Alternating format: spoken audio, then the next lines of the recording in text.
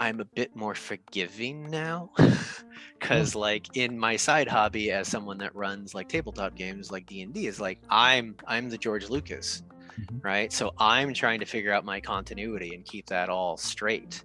Yeah. And you can do specifically in Dungeons and Dragons, you can go and say, all right, here's a setting book, here's Faerun, the classic setting, here's a giant continent-wide map, that city's there and that city's there, blah blah blah and blah blah blah. Yeah. And you can go, all right, I'm going to accept 80% of that. Or you can go, I'm going to accept the basic concept of Fantasyland and write my own thing, right? So it's what restraints. And your players may come in and be like, oh, no, I'm expecting Faerun. And you're like, we're not doing Faerun. We're doing a different thing. Oh, well, I'm expecting, this magic to work this way. And like, I tweaked it. It's actually different. And at least between a dungeon master and a player, you can have that conversation, but it's totally separate from most other medium where it's like, I've made a thing, please don't throw rotten fruit at me. Right. But the thing about that is like, it's a brand, and a brand is an identity. A brand is, it's like if you're playing in a designated area, it's the borders, right? You got the walls. The brand has the walls. It only goes like 20 feet out each side. It's a square. The weapon of choice, whatever, or the tools you have at hand is like a baseball bat and a baseball, right? And you have the certain set rules.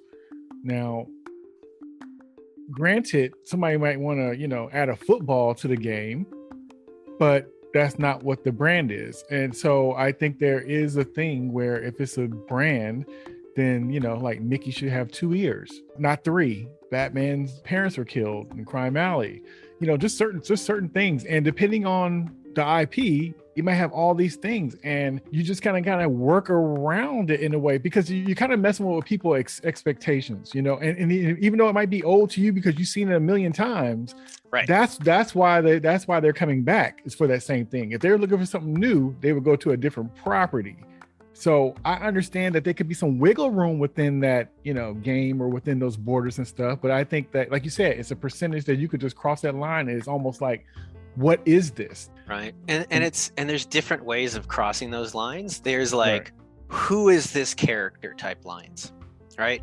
Who is Superman? Who is Luke Skywalker? Who is, whoever.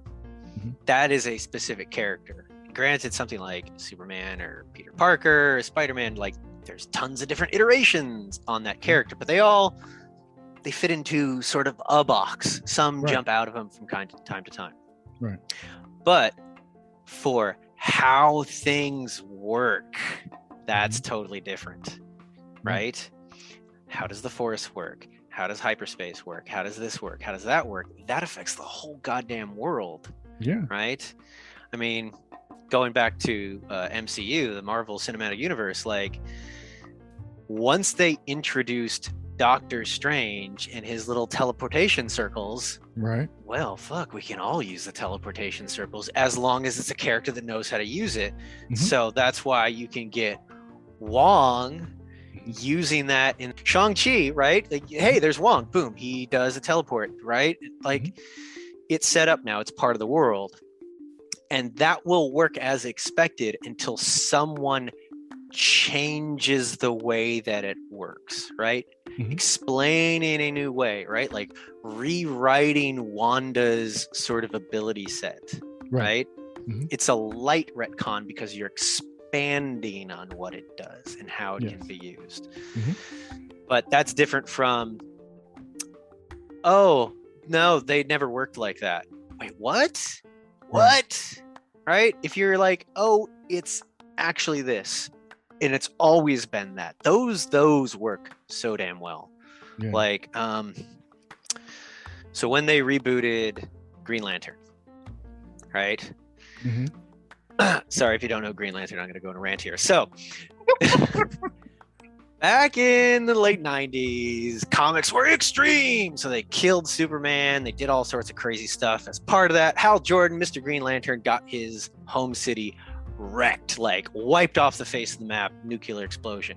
And that, kind of sent him over the edge a little bit. So he decided, I'm going to go back and get all the Green Lantern rings and the power of Oa, blah, blah, blah, so I can resurrect my city. So he goes back and slaughters a whole bunch of his fellow Green Lanterns, goes to the dark side, basically, turns into a supervillain. Like, it's a whole thing. Eventually, people have to stop him from like rewriting reality. And he eventually sacrifices himself in the last moment of like, oh, I made a horrible mistake. I'm going to sacrifice myself to restart the sun. So he's gone. Hal's dead, vilified. Yeah. They do other stuff I'm not going to get into. But they manage, a writer comes and says, I'm going to bring back Hal Jordan. I'm going to say that he did all that stuff because there was this always existing evil entity called Parallax, which is what Hal called himself after he went evil, that actually infected him, made him do all this stuff. And it just like took everything about the mythos, sort of codified it, said, yes, this, yes, that, yes, and this, yes, but that, yes, this, yes, that. And just like, it was amazing. Like that run was so great because it did things. A lot of people look at Green Lantern like, oh, he's got a magic ring that, like, yeah, he uses willpower and he can do whatever he wants. Right. And so what they did is in one segment, they had his buddy Green Arrow. He had Hal's ring, and bad guy Sinestro was about to kill off another Green Lantern, and he had the upper hand. And Green Arrow Ollie is trying to use Hal's ring, and he's like, argh! And Sinestro's like, bitch, you don't know how hard that is. You can't fucking man up and do it. Right. Like, you betrayed Hal and like got him killed. You're not gonna be able to use his fucking ring. You're a bitch. And turns his back on him and always like, motherfucker, and manifests a green arrow and shoots it into the back of Sinestro. And immediately he's like, oh, I'm exhausted. And the other Green Lantern grabs Ollie and drags him out of there before Sinestro blows the place up. And Ollie's like, oh my God, I feel like I just ran like a fucking marathon. He's like, is it like that every time? And Kyle's like, yeah, it's like that every time you use the ring. And he's just like, damn. And so that scene, which has, you know, emotional weight to it and everything else like that. Right. But it's also like, oh shit. Every time one of the Green Lanterns do this thing that requires willpower, it's not a little bit of willpower. Right. It's a truckload of willpower. And it automatically makes every single Green Lantern that much more badass. Yeah. Right? Yeah. And that's a retcon. That's a total change that was never established before, but it added to it. Right. Made this other thing. It was witty and it was creative within the parameters of the spacing. Right. Which is brilliant. But that's almost kind of like that whole thing about Superman talking about like almost like the world is like paper and he always got to be very careful so he can't hurt anything. Like everything's cardboard world speech. Yeah, exactly. He got to be so careful with everything he does because he could potentially just destroy everything. Right. And that's when it's like, oh yeah, Superman's strong. It's like, no. Superman's been holding back the whole time. And it's like, you buddy, you can take it. Here we go. Bam, bam, bam. Oh no, you could take it. Oh man, that was so powerful. Oh, Justice League Unlimited. Oh man. Masterpiece. You talk, man. I still revisit that show. Yeah, but that it just had so many moments. Like it don't make no sense why those DC movies are where they at now. When you had that was a cartoon. That was oh boy. It didn't make no sense. Well, that's a perfect case of Zack Snyder going way outside those boundaries of like, I've got 20, 30, maybe 50, 60% of what this character is, and then really going somewhere else with the other 30%. Yeah. I think he's messing with fundamentals, and that's what threw me off with him and his Superman. Now, was it a good movie? It was fine, but to me, it wasn't a Superman movie. Not to me. Now, if it was any other character, I'd be fine with it. But it was hitting too many things that I needed to be there. Like, you know, it just wasn't enough stuff lining up. Yeah. So it was a good, bad movie. And it's a similar thing with The Last Jedi. There's parts of it, things that he's doing with the characters, things that he's doing with sort of expectations of being a Jedi, a hero, whatever. There's themes that he's talking about that in a different movie Yeah. Fuck yes. Yeah. Like, I get that. And he's obviously a very good director and a very good writer. Is. Fucking Knives Out is goddamn amazing, but it didn't work in that. And that's ignoring all the other sort of structural dumb shit that went on in that movie. Yeah. We're out of gas. Oh no. Hey, I would always think twice about what direction I was going when the main person in the movie, where you got Mark Hamill saying, "Hey, I don't think not my character. It's not my character, and I don't think the fans are gonna like this." Now, if he's saying that, and he's been with that character forever, you know, trust that he has a little insight. If the canary is dying in the coal mine, you need to listen. Right. And on that, speaking of Mandalorian again. Yeah. End of season 2. Spoilers. Close earmuffs. Like, Luke Skywalker shows up, right? Yeah. Saves the day. And it doesn't undermine anything else the other characters do, but it was really interesting watching all of the reaction videos. Because admittedly, when I watched it, I was like, is that Luke? I was like, is it? I'm like, is it? I'm like, oh, it's Luke. Okay, cool. And sadly, that was like it. I was like, oh, it's Luke. Okay, cool. Right. But I watched some of those reaction videos, and people are losing their shit, and people are crying.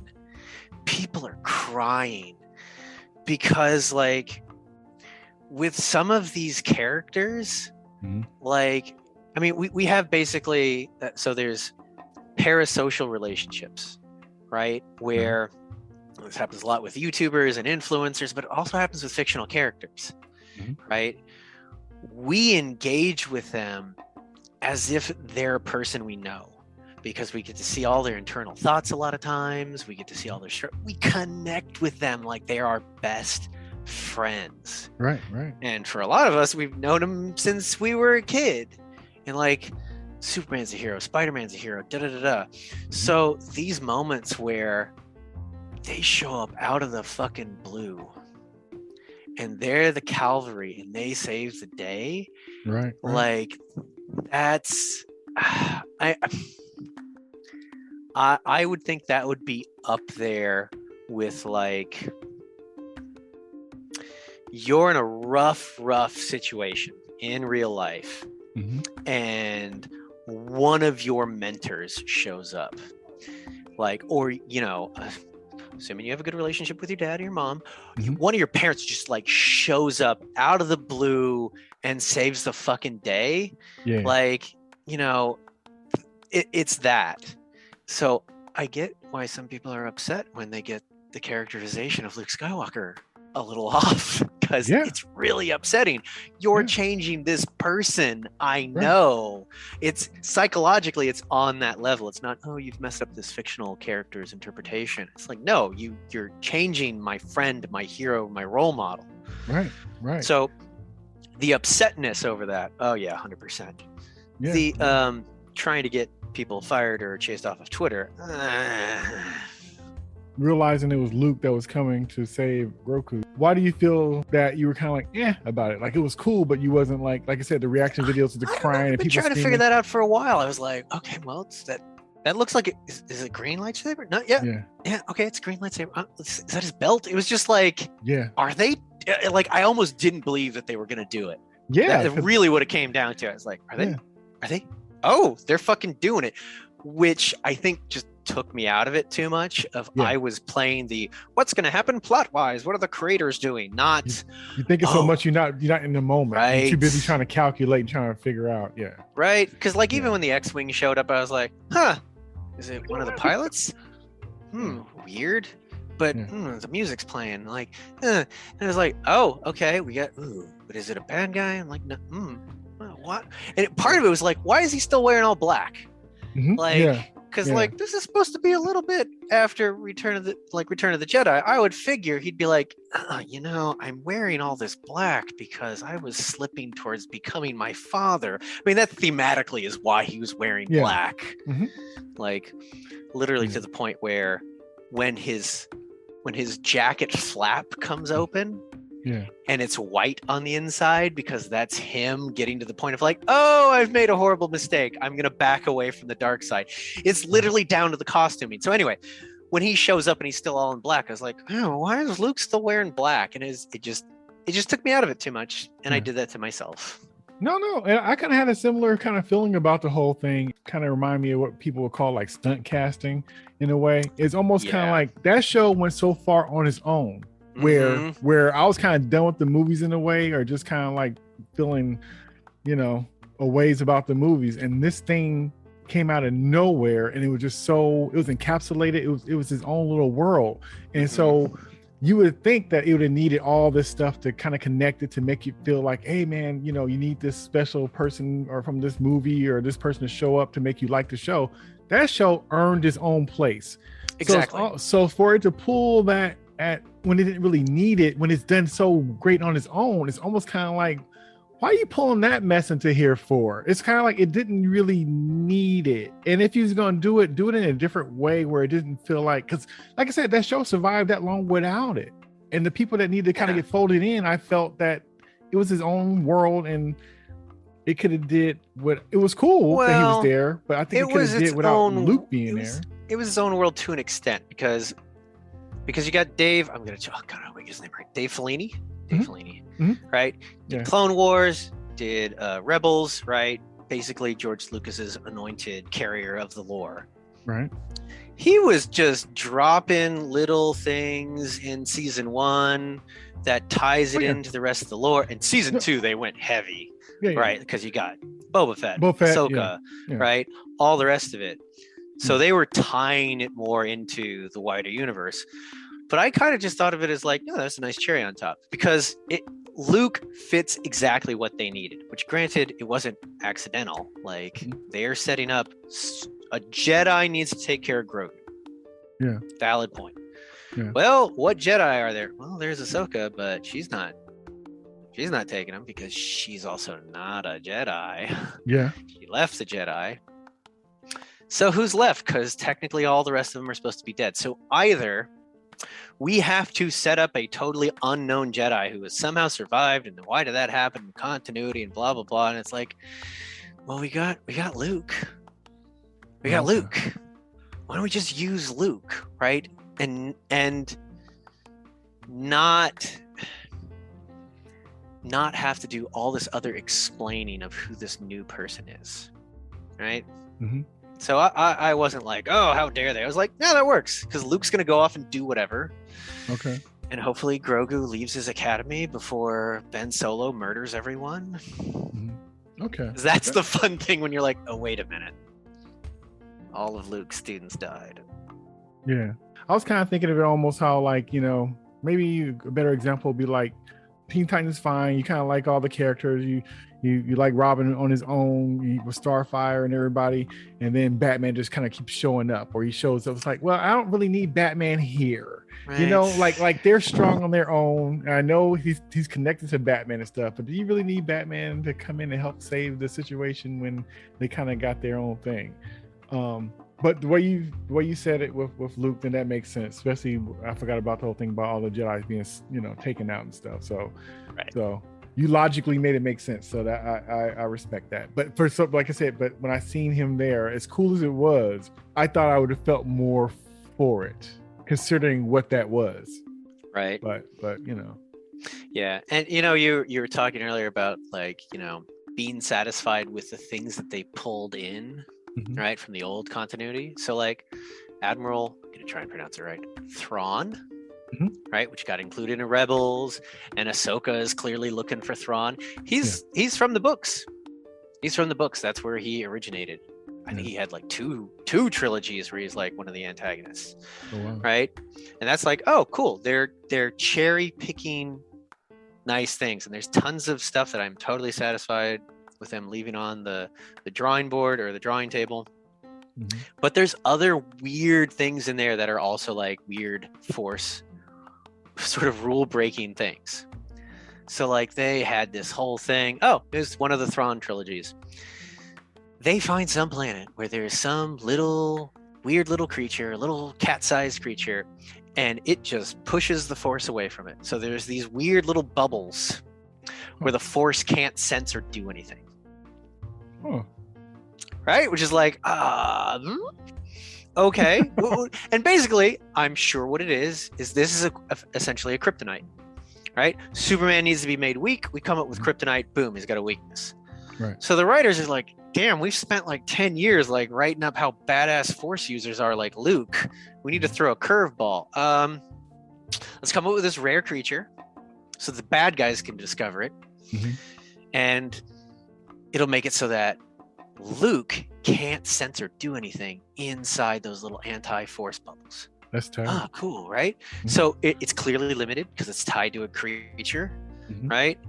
Move the creature around. Who has the creature? Who knows where to get the creature? All this sort of stuff, blah, blah, blah. Right. And the funny thing is, Admiral Thrawn wasn't using it specifically to thwart Luke Skywalker.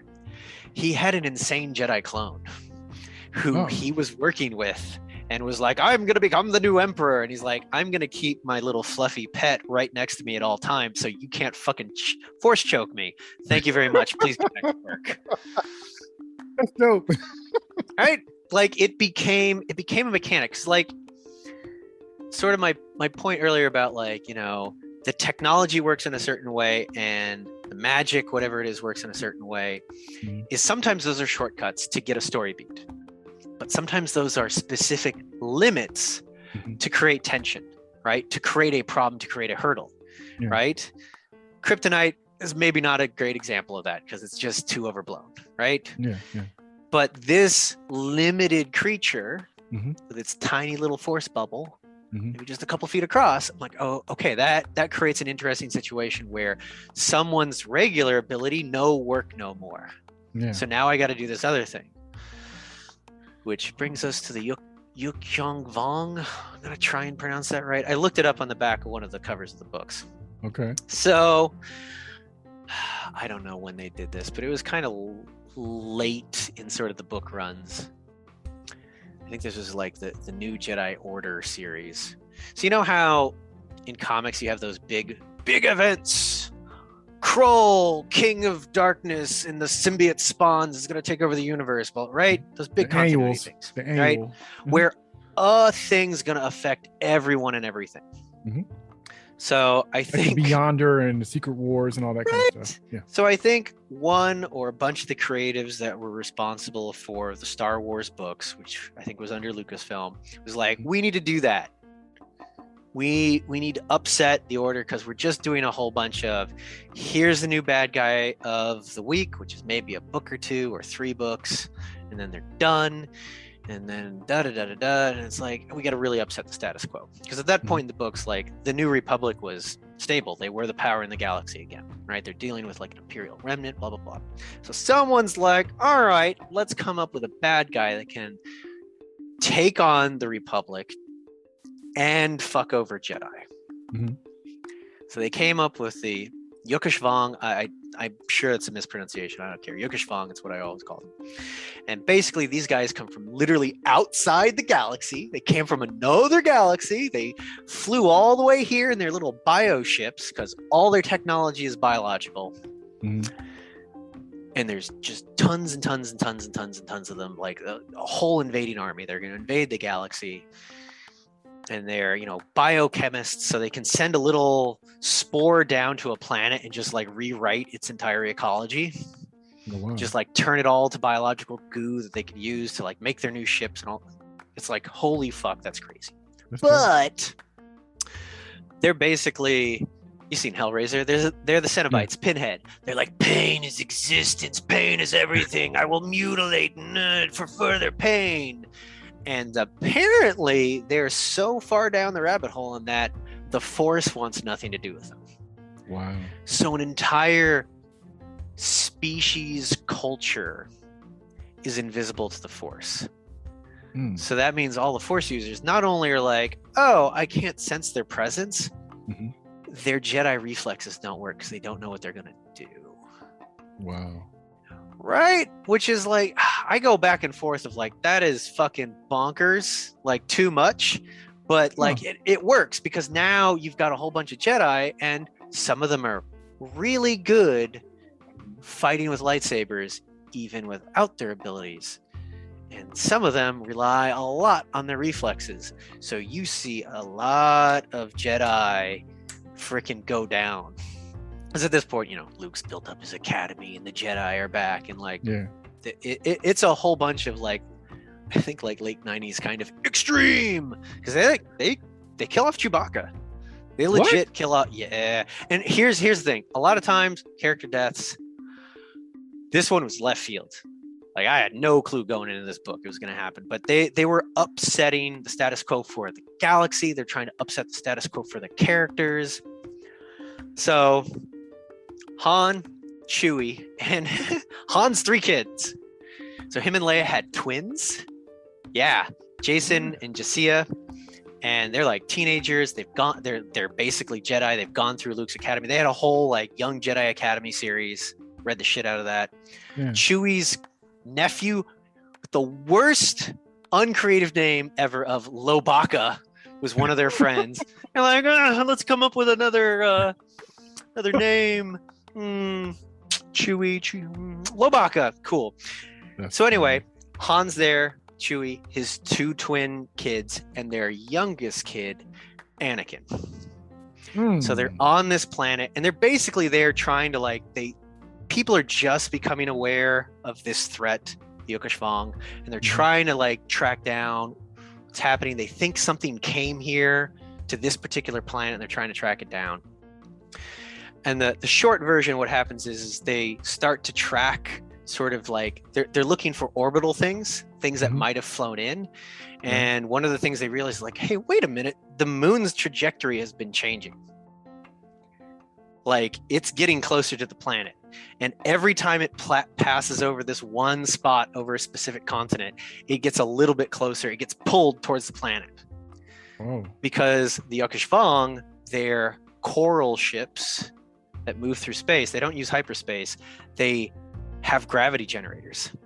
So they're actually like warping space-time to move through space. Right? That's right. They're basically pulling themselves through space. So they sent basically a seedling of one of these things down to the planet, and it's been growing in this desolate area, and it got grown enough where it could start using its gravity generator, and it's been pulling the moon down to the planet because they don't want to take over the planet. It's too strategic to the Republic. They're just going to destroy it. And by the time Han, Chewie, the rest of them figure this out, they're like, oh fuck, it's too late. The moon is destabilized. It's falling down to the planet. Like, we've got a couple days before the whole tectonic plates are just going to rupture from the gravity distortions. Wow. So they're like, oh fuck, let the government know, get ships here immediately. And so they're like, we got the Millennium Falcon. We're going to just start ferrying people up to the stable space station. So they're going back and forth, picking people up. And of course, it's the last run. And they go down. And at this point, there's massive earthquakes. There's volcanic eruptions here, there, everywhere. And it's Han and Chewie basically down at the end of the ramp. And they're just pulling people into the ship, right? Anakin, the youngest who could fly, is, at the controls. And what happens is one of the tectonic plates shifts. And the whole ship gets thrown up, and Chewie gets knocked away, and Anakin gets the ship into a hover, and Han's hanging on to the end of the ramp, pulls himself in. His 2 kids are like, Dad, he's like, get Chewie. We got to go back for Chewie. There's hurricanes because the whole planet's falling apart. Anakin flies in. I may not getting this totally accurate because I seem to recall Chewie, when they come in close, Chewie throws someone onto the ramp. Oh, wow. And I don't know if that was Han or one of the other kids, but Chewie basically chucks one of the kids onto the ship.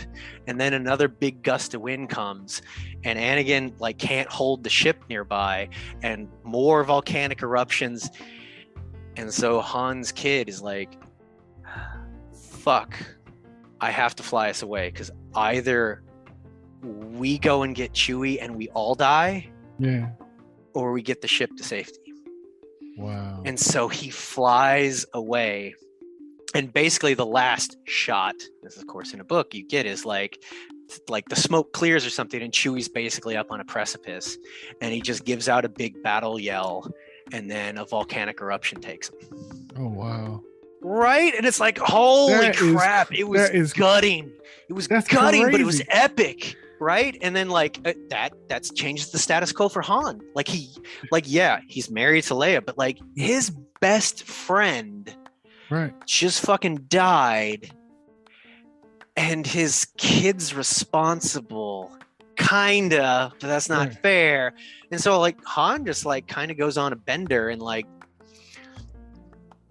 so doesn't quite like leave, but he has to sort of find himself a new alien companion is really what it comes down to. He runs into this other guy who's like part of this weird other species and like da da da da. But that's crazy.